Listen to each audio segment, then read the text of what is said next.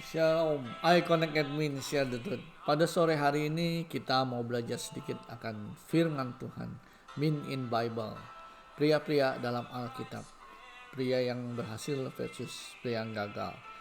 Pria yang berhasil kita bisa belajar dari Daud, yaitu dari anak Isai yang mengembalakan domba. Dia juga nobody, dia hanya mengembalakan domba, tapi dia mempunyai mata yang indah dan paras eloknya. Kemudian Tuhan memilih dia diurapi menjadi raja. Lalu Tuhan berfirman, urapilah dia dan berkuasalah roh Tuhan. 1 Samuel ayat 11. Tapi di tengah perjalanannya dia menjadi raja, dia pun mengalami kesalahannya. Kita sudah tahu yang terkenal dari Daud, satu kesalahan yaitu persinahan dengan Batsheba, membunuh suaminya Uria, menghitung rakyat. Tapi Daud pun juga mengalami pertobatan.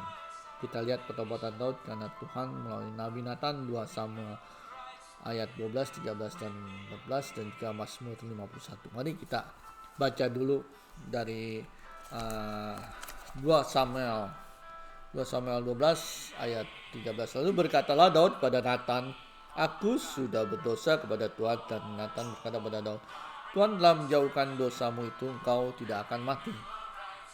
Walau demikian karena engkau dengan perbuatan ini telah sangat menista Tuhan, pastilah anak yang lahir bagimu itu akan mati. So David said to Nathan, I have sinned against the Lord. And Nathan said to David, the Lord also put away your sin, you shall not die. However, because by this deed you have given great occasion to the enemies of the Lord to bless them, the child also is born to you shall surely die. Dan di dalam Mazmur 51 pertobatan Daud itu sangat terkenal, yaitu Mazmur 51 ayat 12. Jadikanlah hatiku tahir ya Allah, dan perbaharui batinku dengan roh yang teguh. Janganlah membawa aku dari hadapanmu, dan janganlah mengambil rohmu yang kudus daripadaku. Bangkitkanlah padaku kegembiraan karena selamat yang daripadamu, dan lengkapi aku dengan roh yang rela.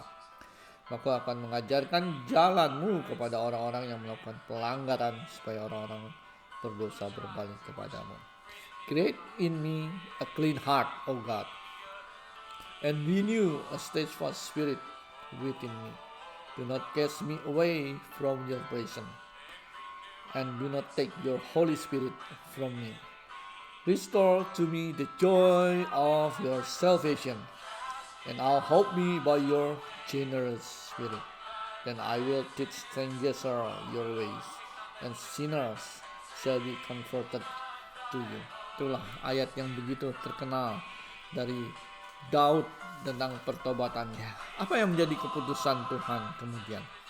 Perjanjian Tuhan dengan Daud itu tetap 1 Raja-Raja 8. Keturunannya membuat bait suci, yaitu Salomo, menjadi berkenan di hatiku, melakukan segala kehendakku, serta membangkitkan juru selamat bagi orang Israel, yaitu Yesus Kristus. Kisah Para Rasul 13 ayat 22 sampai 23.